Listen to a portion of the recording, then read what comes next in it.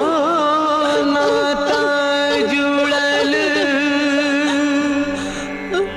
नाता टूटल छुटी गेल मैक दुलार सखी बहिन पा नैहर छूटल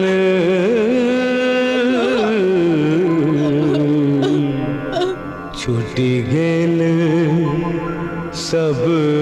परिवार है छूटी गेल सब परिवार।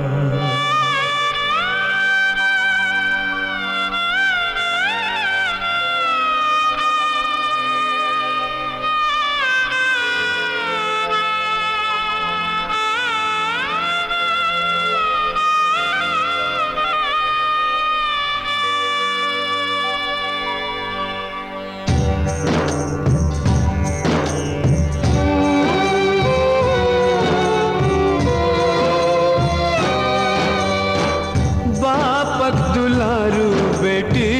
सासुर जाई छे बापक दुलारू बेटी सासुर जाई छे नैहरक सुख तेजी पिया संग जाई छे पिया संग जाई छे ससुर घर जाई छे पिया संग जाई छे ससुर घर जाई छे बापक दुलारू बेटी सासुर जाई छे बापक दुलारू बेटी सासुर जाई छे।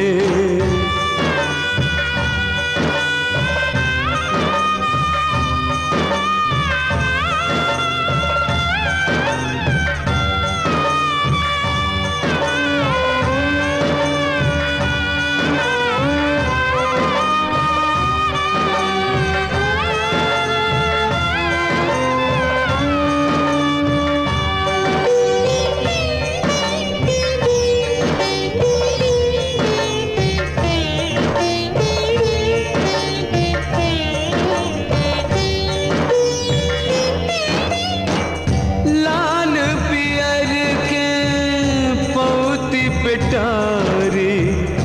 लौंग इलायची सरोता सुपारी गहना गुड़िया